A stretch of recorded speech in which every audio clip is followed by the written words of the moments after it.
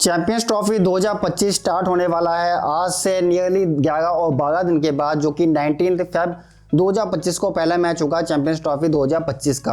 आज की इस वीडियो में बात करेंगे कि क्या चैंपियंस ट्रॉफी इतना ज़्यादा इंपॉर्टेंट भी है टीम्स के लिए, क्योंकि जिस तरीके से मार्कस स्टोइनिस ने अपना रिटायरमेंट अनाउंस कर दिया है और चैंपियंस ट्रॉफी से ठीक पहले ही इमीडिएट इफेक्ट्स अनाउंस किया कि मुझे तो 50 ओवर क्रिकेट खेलना ही नहीं है।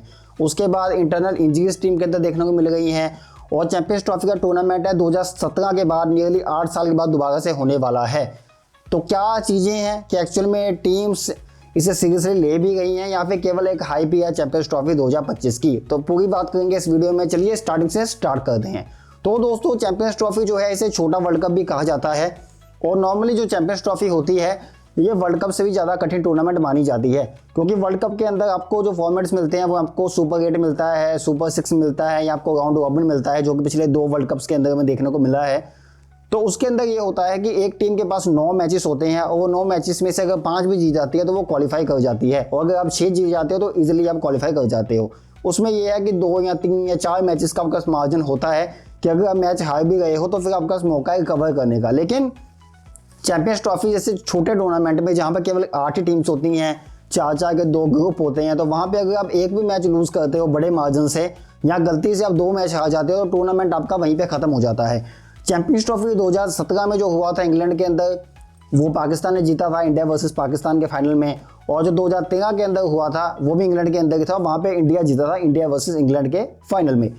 अब जो चीज़ें हैं वो इस तरीके से है कि 4-4 साल के बाद हमें चैंपियंस ट्रॉफी देखने को मिल रहा था, परंतु पिछले 8 सालों में चैंपियंस ट्रॉफी नहीं हुई है। ड्यू टू द रीज़न ये थे कि कोविड का दौर था, तो वहाँ पे चैंपियंस ट्रॉफी 2021 में होना था, वो मिस हो गया। लेकिन अगर आप बाकी टूर्नामेंट्स देखोगे तो वो T20 वर्ल्ड कप स्केड्यूल था 2020 के अंदर, वो नहीं हो पाया, तो उसे 2021 में करवाया गया, फिर 2022 में दोबारा से करवा दिया गया। इट मीन्स के जो पिछले 2 वर्ल्ड कप्स थे उनको रिकवर करवा दिया गया एक साल के अंदर। जो 50 ओवर का वर्ल्ड कप था 2019 में हुआ, 2023 में हो गया। जो WTC के साइकिल्स है वो प्रॉपर 21 के बाद 23 में हो गए, 25 के अंदर वो होंगे। तो अगर चैंपियंस ट्रॉफी रियली इतना ज़्यादा इंपॉर्टेंट होता तो शायद वो भी 2021 में हो जाता।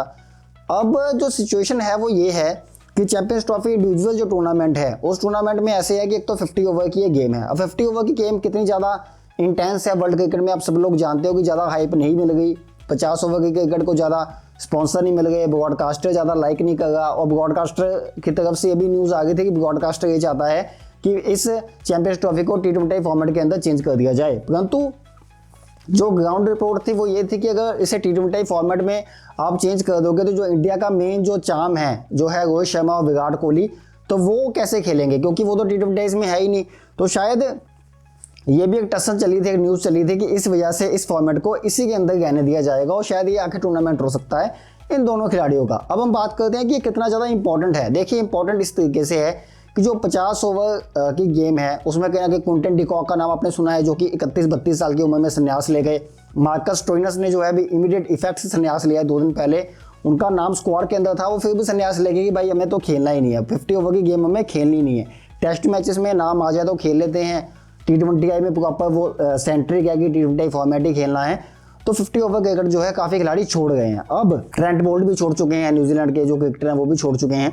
अब सिचुएशन ये आ गई है कि जो 50 ओवर का फॉर्मेट है उसके अंदर 2 ग्रुप्स होंगे। एक ग्रुप होगा इंडिया का, एक होगा अपना दूसरे साइड। इंडिया ग्रुप में है इंडिया, पाकिस्तान, बांग्लादेश, न्यूजीलैंड। दूसरे साइड में अफगानिस्तान, साउथ अफ्रीका, इंग्लैंड और ऑस्ट्रेलिया। तो इसमें जो है 4-4 टीम्स है दोनों साइड में। अब सिचुएशन ये है कि जब इंडिया के मैचेस होंगे, इंडिया बांग्लादेश होगा, इंडिया पाकिस्तान होगा, इंडिया न्यूजीलैंड होगा, तो वो तो मैचेस ऑलमोस्ट चलो किसी ना किसी तरीके से लोग देख लेंगे। लेकिन जब इधर साइड के मैच होंगे, अफगानिस्तान वर्सेस ऑस्ट्रेलिया होगा, अफगानिस्तान वर्सेस इंग्लैंड होगा या इंग्लैंड वर्सेस साउथ अफ्रीका होगा, तो उन मैचेस में TRP लेना या लोगों को इकट्ठा करना मैच देखने के लिए वो काफ़ी ज़्यादा मुश्किल होगा। अब जब वो चीज़ें मुश्किल होगी तो ब्रॉडकास्टर को मुश्किल होगी, ब्रॉडकास्टर को मुश्किल होगी तो फिर से टूर्नामेंट के ऊपर ही बात आएगी। अब ऑल एंड ऑल सिचुएशन निकल के आती है कि जो चैंपियंस ट्रॉफी है उसकी महत्ता तो मुझे ज़्यादा नजर नहीं आ गई है, अनटिल अनलेस अगर ये T20 फॉर्मेट में कन्वर्ट हो जाता है आने वाले कुछ सालों में, तो फिर इसकी महत्ता देखने को मिल सकती है। क्योंकि पहले एक दौर ये चलता था कि केवल 50 ओवर का वर्ल्ड कप होता था जो कि 4 साल के बाद आता था, तो काफ़ी ज़्यादा उसकी हाइप होती थी। परंतु अभी चीज़ें इस तरीके से बन गई हैं कि 2023 में हमने वर्ल्ड कप देखा 50 ओवर का, 2024 में 20 ओवर का, 2025 में चैंपियन ट्रॉफी आ गई है, 2026 में फिर से T20 वर्ल्ड कप आ जाएगा, 2027 में फिर से 50 ओवर का वर्ल्ड कप आ जाएगा। इट मीन्स कि हर साल एक टूर्नामेंट आ रहा है आईसीसी का। अब मुझे नहीं लगता कि चैंपियंस ट्रॉफी इतनी ज़्यादा महत्वपूर्ण रहने वाली है, लेकिन इंडिया और पाकिस्तान के नज़रिए से ये टूर्नामेंट काफ़ी ज़्यादा में इंपॉर्टेंस रखता है इन दोनों टीम्स के लिए। वो क्यों रखता है, देखिए एक तो इंडिया का जो ग्राफ है बिल्कुल डाउन गया है T20 वर्ल्ड कप जीतने के बाद।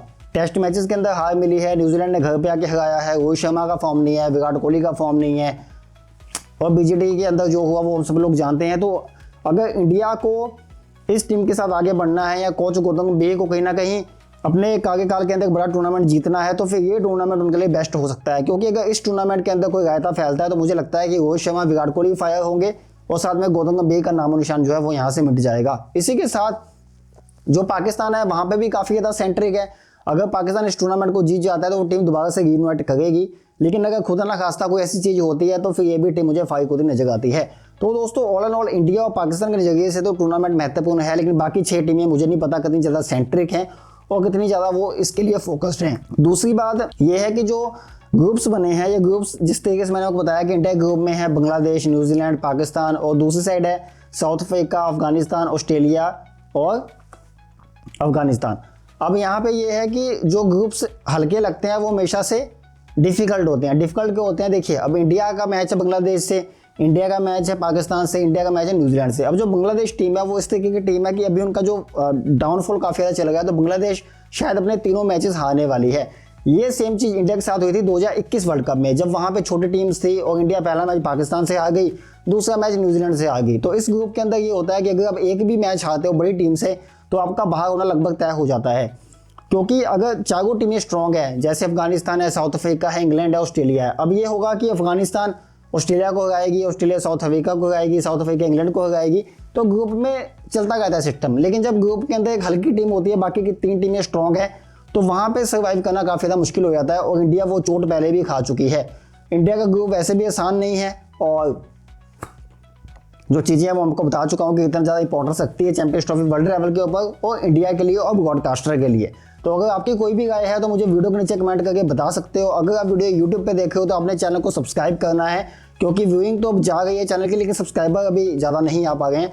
तो अगर आप वीडियो देख रहे हो सब्सक्राइब आपने जरूर करना है। अगर आप वीडियो फेसबुक पे देख रहे हो तो वीडियो को यार शेयर कर दिया करो ताकि ज़्यादा लोग तक वीडियो पहुँच पाए, और ऐसी क्रिकेट अपडेट्स के लिए क्रिकबुक को फॉलो कर सकते हो। धन्यवाद।